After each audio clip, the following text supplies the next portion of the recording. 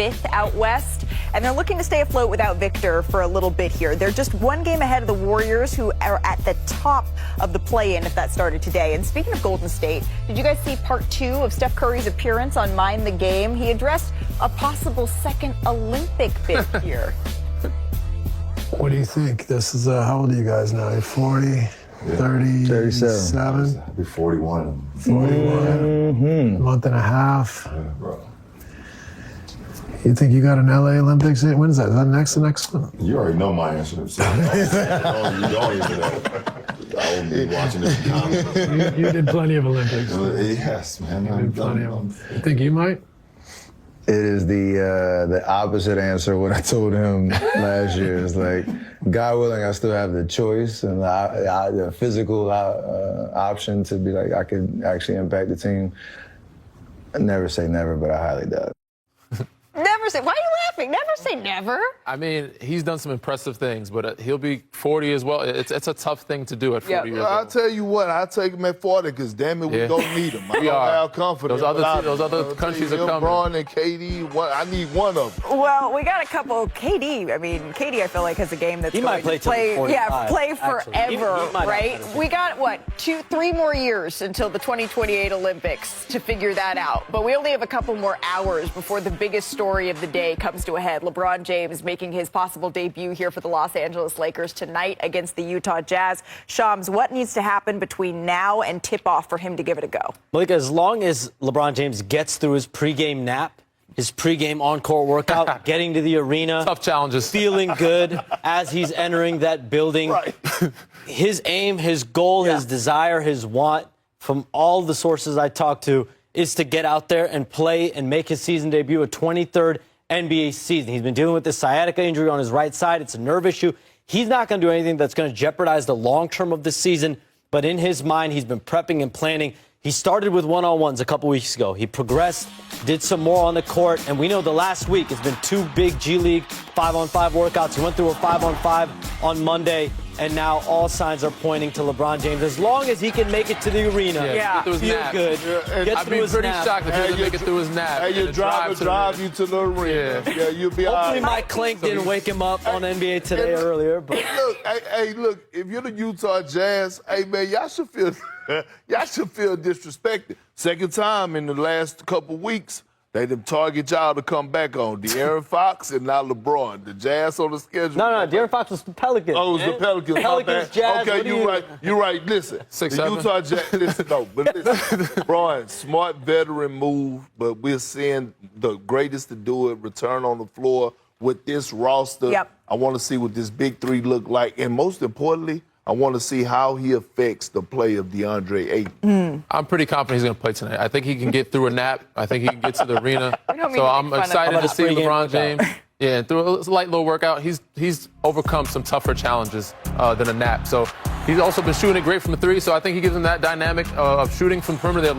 They're dead last in that perspective. Yeah. But giving them another look and another ball handler, and said playing tonight, I think it'll be great for Austin and everybody else in company to get some more open looks and get some minutes on the road with him. And there is an interesting sort of schedule that the Lakers have now, right? They play today against the Utah Jazz, and then they don't play again until Sunday against the Utah Jazz. A lot of rest. So that gives a real runway here for LeBron. He's been talking about over the last couple of days, wanting to make sure that he feels like he can continuously recover and nothing compounds. He has a runway to do that. you have 5 days in between these games, these Utah games, and then you've got another couple days before the game on Tuesday against the Clippers. So I think LeBron James looked at the schedule. Mid-November was always the target. If it takes a little bit more time, it takes a little bit more time. What's that? They should win their next 4 in a row. Jazz, Clippers, Mavs, Pelicans. That should be 4 in a row. All pretty good schedule. Yeah. Well, with the a lot of next days in time between for that we Thanksgiving. speak to you, it may be after we have seen the first ever. Very taxing. It's a lot of dedication, a lot of hard work, and a lot of long hours. But if you love the game and you love the process and you love being great, then you don't mind. Welcome to NBA Today. I'm Malika Andrews. And if you love hoops, heck, if you love sports, tonight is one you circle because it could mark the beginning of LeBron's historic 23rd season in the NBA. Now, the 4-time champ, he has missed the Lakers' first 14 games with sciatica. That's a first for him in his 23-year NBA career. There is no one else we would rather be with than our Shams Charania, our senior insider here. Are we going to see LeBron tonight, Shams? Malika, sources tell me LeBron James is aiming and wants to make his season debut tonight at home against the Utah Jazz. I'm told he will go through his normal pregame routine on game day. That means his pregame nap, his pregame on-court workout before a final determination is made. So he still has some boxes to check before he starts his record 23rd NBA season. But my understanding is LeBron James is itching to get back out on the court, potentially tonight. He's motivated and eager to join a surging Lakers team. They're not going to do anything to risk anything short-term happening pregame. But his goal when he enters Crypto.com Arena tonight is to get back out on the floor and play in tonight's game. It sounds like all signs right now are pointing to LeBron James making his debut for his 23rd NBA season. We will all have a seat to history when LeBron takes the floor. Shams, thank you very much here, because he will be the first player ever to suit up for 23 seasons, let alone, right, at this level. He's already the all-time leading scorer. He's won 4 titles.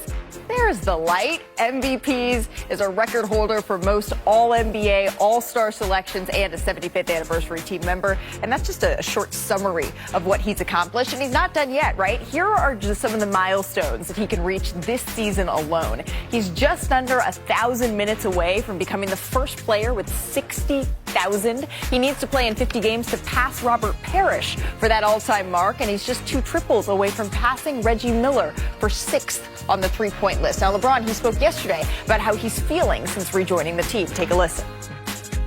I mean, as expected. Obviously, my lungs feel like a newborn baby.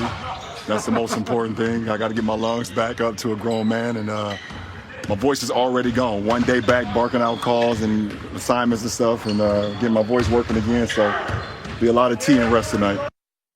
All right, let's welcome in 2 champs who played with LeBron James, Danny Green, Kendrick Perkins. You guys have witnessed many of those milestones, many of those moments. So many. The success that he's had, right, Perk? What are you going to be watching in this one? First of all, the GOAT back on the floor. That's first thing first. The GOAT is back on the floor, the king. Second thing is that, you know what? This Laker team has been looking like eye candy for him. Shams, you just said how he's excited about playing with this roster.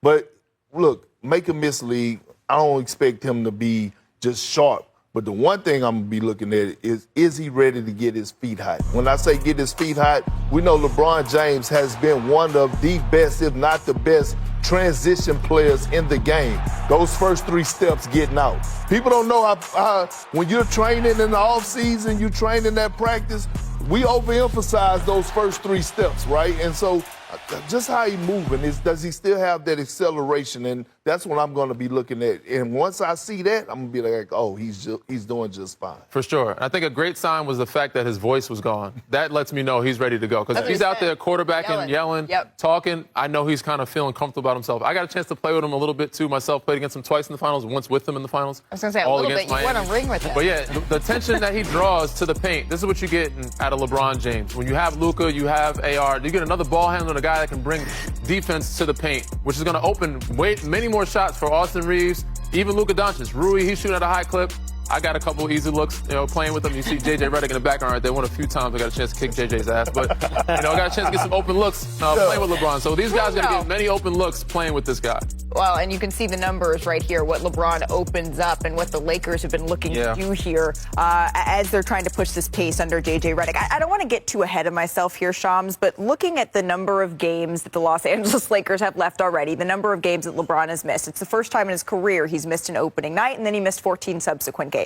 So he would have to play in 65 of the remaining games for the Los Angeles Lakers here if he wants to qualify for All-NBA. They only have 68 left. Does that play any sort of factor in how he's looking at the season? I think anytime you have players of LeBron James caliber, and then even Oklahoma City with Jalen Williams, a.k.a. J-Dub, you have to look at that 65-game mark. So you can only miss 17 games to be able to be eligible for All-NBA. And I think, to an extent, it's very much in the recess of these players' minds. No one wants to rush back from return, especially when you're LeBron James and you're 40 years old. You're in year 23. He's not the guy, I think, that's going to rush back out on the court. But listen, if LeBron James is going to make his season debut and he's moved up to questionable and he's trying to play tonight, obviously, in his mind, he is there physically to be at that point. No one knows his body better than he does. And I don't think he gives a damn at this point about individual accolades because Malika, his resume is longer than a what? CVS receipt. Damn CVS receipt. So he don't care about that. I think he believes in this squad. I think whether or not the world believes, he believes that they have a legit shot at trying to go win a championship.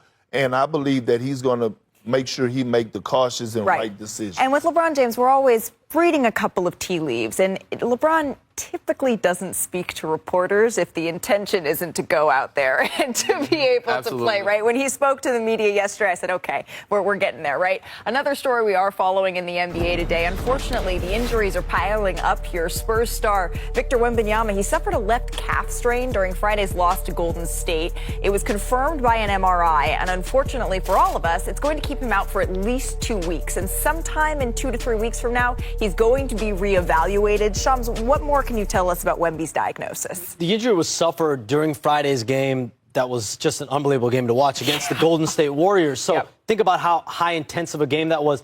Victor Wembanyama doesn't know exactly when that injury occurred during the game, but he felt it afterward. They went through MRIs over the weekend that revealed this strain. The Spurs, historically, Danny Green knows this, they err on the side of caution. They will with Victor Wembanyama.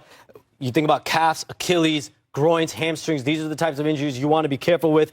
There is optimism, though, within the Spurs that Victor Wembanyama will be back within these weeks. Yeah, I mean, I've been in that organization. I know how they handle these type of things. They're going to err, like you said, on the side of caution. They're going to take extra time, especially when it's your franchise guy. That doesn't concern me. I think they're going to be fine. I'm more concerned with the Stephen Castle being out, the Dylan Harper's being out. So that's going to, and then them being in the Western Conference, that's going to take a hit for them. But on the bright side, Spurs fans, do not worry. There's been times in the past where we've had multiple guys injured. There was a time where I was hurt. I broke my hand. Kawhi Leonard broke his hand. Same year.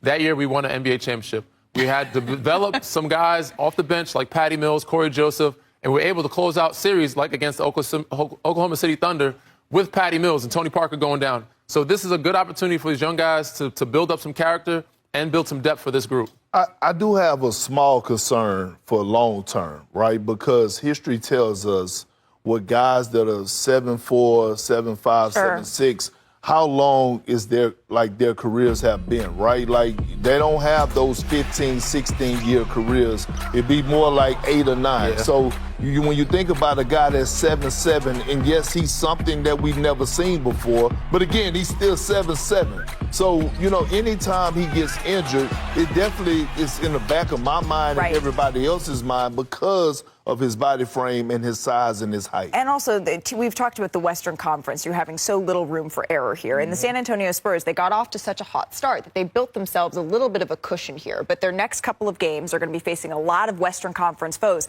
And, Perk, what do they do? What do teams do more against this Spurs team when Wemby's off the floor? They attack the rim. And so watching teams like Nikola Jokic is exactly a rim wrecker, but those sorts of teams, Aaron Gordon is, those sorts of teams coming up, that's something I'm going to keep an eye on how that changes without Victor on the floor and if they can keep taking advantage of the padding that they built here in a tough Western Conference.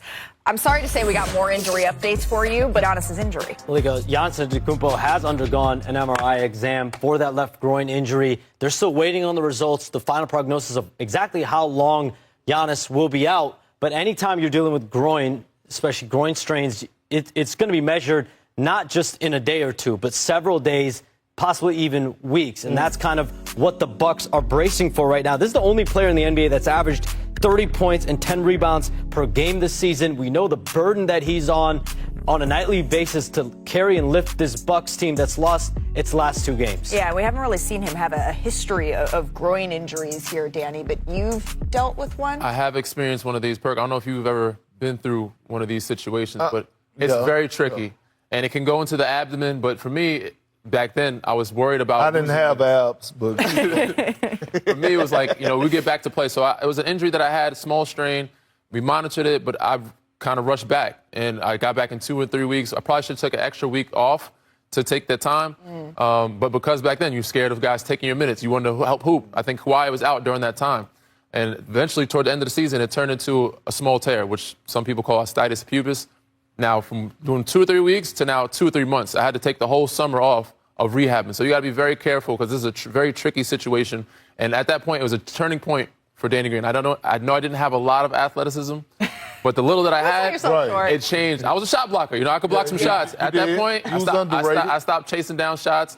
But my athleticism changed a lot from the standpoint of having that groin injury. Because you tried to push yourself back a little too quickly? Just too quickly. I probably could have used an extra week. Yeah, we know that Giannis is a super healer, right? Whenever a couple of years ago, when they won the title in 2021, he went down with that hyperextended knee, and you thought that he was going to be done, certainly, at least for the rest of the season, and that's not the way that this turned out. We're hoping for a speedy recovery here for Giannis, who leads the league here in paint points and fast break points, and the Bucks need him. Lots of action, though. Let's go coast to coast on some of it. First up, how about the Cavaliers? Donovan Mitchell poured in 37 points, 5 rebounds, 7 assists in that win in Milwaukee. Danny, what stood out to you about this Cavs team? Sam Merrill. They got guys night in, night out stepping up. Whether it's, Sam Merrill, it's obviously Don. They're doing this with guys out. Max Strus is out. Darius Garland's out. So for them to find ways to win games and stay afloat in the East and be one of the top teams in the East while having bodies out is very impressive. By the way, Donovan Mitchell will join us tomorrow on NBA Today. How about Detroit basketball? Jalen Duren dominated 31 points, 15 rebounds. The Pistons defeated the Pacers. 10 straight games they've won now.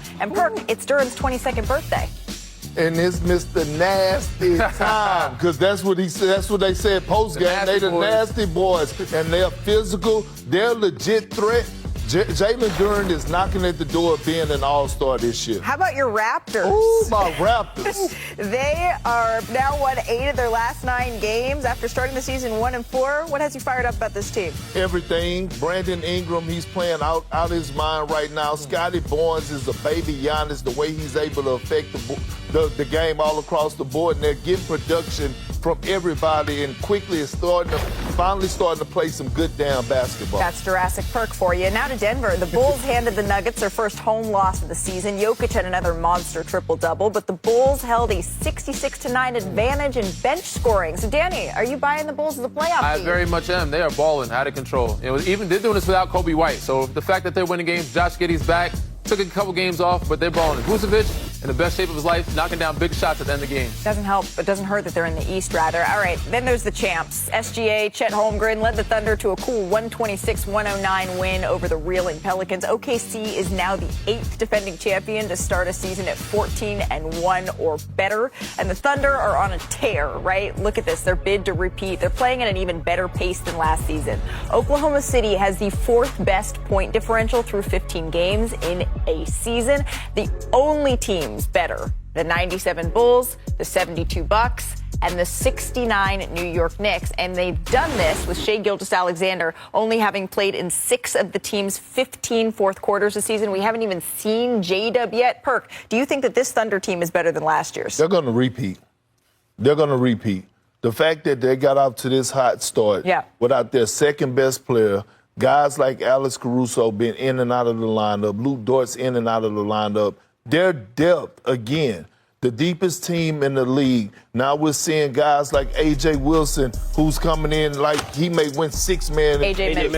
Mitchell, may win 6th man of the year. Chet Holmgren goes out, Isaiah Hartenstein elevates his game. And SGA, again, is arguably having one of the best seasons of his career, averaging over 32 points, but he's shooting 53% from the field. And not playing in fourth quarters. Not playing the first, and leading the league in made 2-point jump shots, again, and step backs. That's crazy. Yeah, hard to disagree with you there, Perk. I mean, they had a very deep team last year. They only gotten more experience and more mature, and it's very impressive. So for them to be able to have Shai sit fourth quarters and be fresh for the end of the year, but finding gold, and they also own everybody's picks, so they're going to get richer. Right. But finding gold like A.J. Mitchell, a guy you said a 2-way player for a 3-year deal, he, for me, is one of the most improved players in this league. He's been great for them. They've been able to rest Aaron Wiggins. They've been able to rest Lou Dort. J-Dub, he's the reason why, obviously, SGA MVP caliber player, but he's the reason why in those close games they've been able to stay afloat and play SGA off the ball some. So he's a great 2-way player for them, and they're continually finding guys. Isaiah Joe is coming up playing big games. Isaiah Hartenstein, like so many guys have pitched in, but they're just showing that maturity that people questioned last year and experience. They're going to be in the finals for some years to come. This is a well-oiled machine. I had one team executive tell me yesterday, there's the Oklahoma City Thunder, and then there's everyone else. That's the really dominant run that these Thunder are on. And I said it actually during the finals. When I talk to other sports executives in other sports, the NFL, MLB, they look at the Oklahoma City Thunder as the best positioned franchise in all of sports, because you think about not only right now the players that they have, but Danny Green just mentioned it. They have an obnoxious amount of future assets at their disposal. That's a great word for it, obnoxious They have amount. dozens of first-round picks, second-round picks, draft swaps, things that teams are really drooling for on a daily basis. They have that all while still having these dominant players. They put all their max contract money into Shai Gilgeous-Alexander and Jalen Williams and Chet Holmgren, so they paid all these guys, but they have so much more. Now, again, that's all going to be used later on when you have to replace guys, unfortunately, eventually. But right now, what they're doing is insane. And the scary part about it is the motto, the MO in their organization is we got to continue to get better. And that includes Sam Presti. And you know that better than anyone. I do. Oh, well, actually, the motto also was you got to finish your breakfast, and Perk also is familiar. That's a low blow. That's a low blow to them. Baggy suits now. Oh, Perk, I love you. Let's talk about LeBron. He's getting closer to his debut, so we're going to put his 23-year run into perspective. Plus, PG, he made his season debut facing his former team. Perk. Played well, too. Played solid. They got to win. We're going to talk about what's happening in Philadelphia. And speaking of chaos, the Knicks and Heat came down to a wild sequence. Why it could be one of the craziest final possessions we've seen all season, we'll show you. 29th, 2003, of course, when LeBron began his career. There are 82 players on active rosters who were born after that night, including Victor Wembanyama, Cooper Flagg, and, of course, Bronny James. So now joining us, our senior reporter, Dave McMenamin. Dave, what more can you tell us about LeBron James' participation at Lakers shoot-around this morning? We know a hurdle that he needed to clear. Yeah, Malika, well, one thing that was the same back in 2003, Kenan Thompson was also on SNL. He's still on Saturday Night Live, so I guess they're both showing their longevity in entertainment. LeBron was here at the practice facility, went through a full participation at shoot-around, and as Shams reported on the show earlier today, he's going through the afternoon with the intention of playing tonight and making his season debut. So he is basically termed questionable by the team, but guys around the team are talking about him like a game-time decision. So he's going to be getting to the arena tonight with the intention of getting in the lineup. Obviously, sciatica is tricky, and so they don't want to give a full stamp on his participation until he is ready to say so. But certainly he is nearing that comeback, and he's someone who can help the Lakers a lot. You know, they have been missing three-point shooting in particularly this season, and he is a guy who shot close to a career high, 38% from three last year. Yeah, when we were at that game in Oklahoma City, what did it feel like they were missing? Power was part of it, and that is certainly what LeBron James brings, hopefully tonight for the Los Angeles Lakers. Dave McMenamin, thank you very much. Let's bring it to some court work now, Perk, because one thing you were saying you wanted to see more of between Luka and LeBron was what? Well, one, Bron being more of a screener. He doesn't have to be the primary ball handler, and we have some footage, and we're going to do a little court work to show to the public how he could be effective. They used to run this play all the time with Kyrie and Bron in Cleveland. Kevin Love used to go to the corner to create the mismatch, and all of a sudden you get it. The defense shifts, and you have this screen in by Jackson Hayes for Austin Reeves to knock down the corner three. Yeah, and this one, you got a double drag situation with Austin Reeves in it. This is hell to guard. LeBron, because he brings so much attention to detail, or draws so much attention to the paint, you have to respect it. Corner guy has to help. You get open looks from three in the corner because Luka's such a great passer. He can find anybody on the floor at any point in the arena. So one thing you guys were saying you wanted to see more of, right, was the LeBron and Luka pick and roll. Because it's been devastating here for defenses. And the numbers say that, right? When LeBron screened for Luka, it was the 6th best pick and roll combo in the NBA for the final 3 months of last season. We could see a little bit more of it now, though. So, Perk, why is this so potent? It's so potent because you got two of the best players in the world running. You have the leading scorer of the league in Luka Doncic, and you have LeBron James, who's just so versatile. So in this court action, Danny, I'm going to need your bow-legged ass to be Demetrius, our guy Demetrius, you're going to be a defender because, Malika, you're DeAndre Ayton. We look exactly I'm going to put you in your spot. Dunkers. I need you on this dunker spot, and I need you to stay there. But to the baseline. This is what they teach. and you're guarding Shams, you're my three-point shooter. You're Austin Reeves, my guy Jason. Hey, you can't turn your back to the ball. I need you defending him, saying ball and man. This the way, ball's Jason. over here. The ball's over here. So we start off, we have Luka up here. Braun is running into a screen, and when he runs up, now they're going to come and trap Luka. So imagine two guys coming to double team Luka. Braun slips out, right? And once he slips out, in real time, it's hard for a lot of players to read this, but we're talking about LeBron James. He has three options. The first option is all the way to the basket, snatching the screws out the rim. Now, you do have a three-point shooter in this corner, but the golden rule, cardinal sin, is never leave strong side corner. Second option, now he catches it out of the slip. He's driving. DeAndre Ayton, man, steps up. He has the lob threat to DeAndre Ayton for the dunk, right? Okay, cool. Now, the third option, he catches it out of the slip again. Hit me, Danny. He catches it out of the slip. He's driving.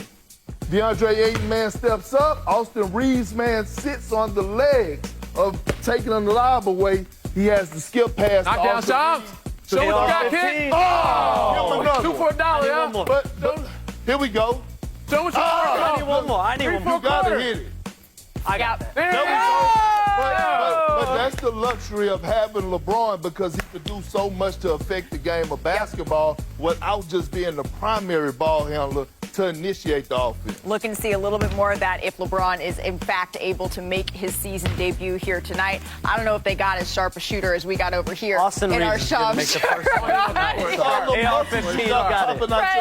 one. Let's go from one LA team to another here. Paul George also made his season debut last night against his former team after missing the Sixers' first 12 games of the season with a left knee injury here.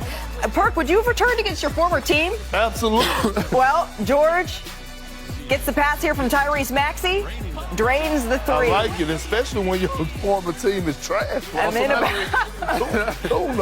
a minute later here, J.H. been cooking. Especially in the first His numbers quarters. been cooking, I ain't gonna lie. Well, he became the 11th player in NBA history with 28,000 points. And the Clippers, they would lead by 10 after 3 quarters. So to the fourth we go. Under 7 minutes left here, the Sixers trail. Maxey, watch him here. Drives to the paint, 2 defenders. Tough finish there, Danny. Flex on him, show him the mean face, Tyrese. And now all of a sudden, after the made free throw, it's a 3-point game. There it is.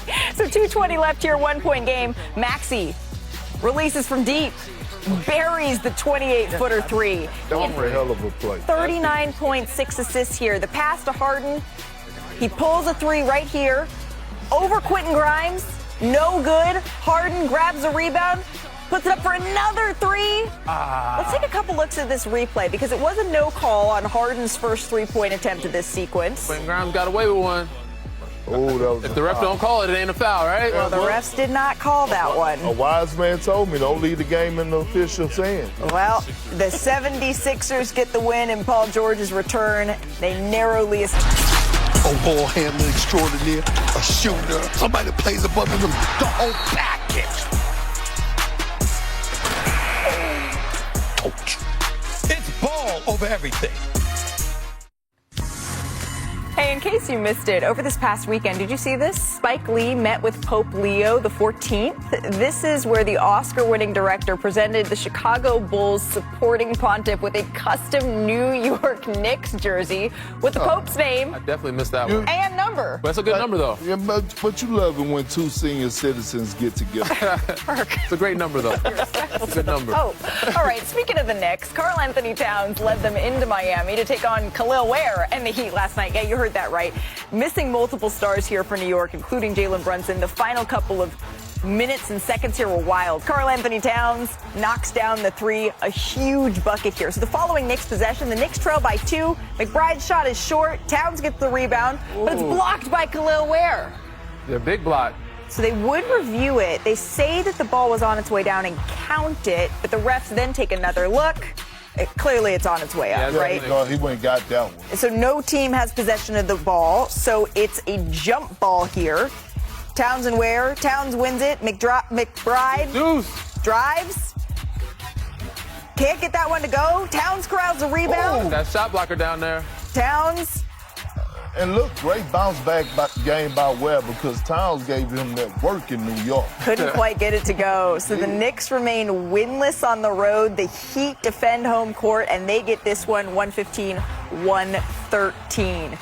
So that's when the NBA. It's never too early to look towards who's coming into the association. Never too though. early. And the latest 2026 mock draft, it was released today on ESPN.com. Our NBA draft analyst and writer Jeremy Wu has Kansas's Darren Peterson projected to go #1 overall. And then BYU's AJ Devanza. And then Duke's Cameron Boozer round out the top 3 of the mock in a draft that is incredibly deep. Now, Peterson is dealing with a hamstring injury and will unfortunately miss tonight's game against the Blue Devils. But our college basketball analyst, Sean Farnham, he took a trip to Kansas before the season and caught up with the potential. Peterson's already testing himself against the kind of competition he'll face there, including one familiar rival and the other top NBA prospect for 2026, AJ Devanza. All the camps and stuff we go to, we're with each other and spend a good amount of time around each other. But like you said, we compete once we get on the court. We're going neck and neck. He's trying to kill me, I'm trying to kill him. That's my guy. I just said that's my guy. But on the court, we trying to kill each other. Pressure follows him to Kansas. It'll follow him to the draft. And if pressure makes diamonds, then Kansas might have found its next gem. I trust the work. I feel like I'm prepared for what's to come this year. I'm just ready to get to work and show everybody what I'm capable of. Well, the man who authored that piece, Sean Farnham, joins us now. Sean, thank you so much. This is an NBA Today debut, isn't it? I just feel honored to be here in the studio with I all of you. am so excited to get to chat with you, but I got to tell you, I'm a little bit bummed here that Peterson, he's going to be out for the highly anticipated Champions Classic against the Blue Devils, but he's been impressive in the games he's played in so far this year. You've gotten to see it up close. What stood out to you? Control. You're sitting over there at the other desk, and they'll tell you the great players have an understanding to play the game at their pace. Yeah. And he does a really good job of that. And he can impact the game in a variety of ways. You listen to his comps that he gave Bradley Beal, Devin Booker, Shai Gilgeous-Alexander, wanting to take parts of their game. Some of those guys have a unique ability to score the basketball, and Darren Peterson understands exactly where he wants to get to and how he wants to score. This aspect, the pick and roll and being a distributor, is a growing area in his game. He averaged over 30 points a game in high school. He's an opportunistic defensive player, meaning that if you expose the ball and show it, he's going to hunt it, disrupt, and then score it at the other end. He's as dangerous as any player in college basketball on the open floor.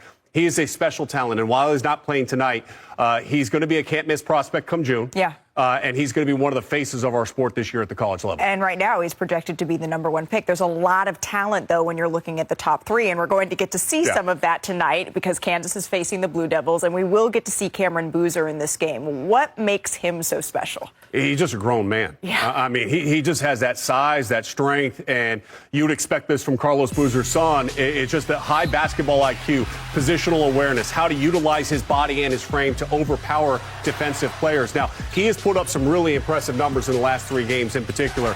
Those teams that he's faced in those games have not been to the caliber of what we've seen from Kansas. And you go back to game 1, he struggled in that first half against Texas, then turned it on a little bit in the second half.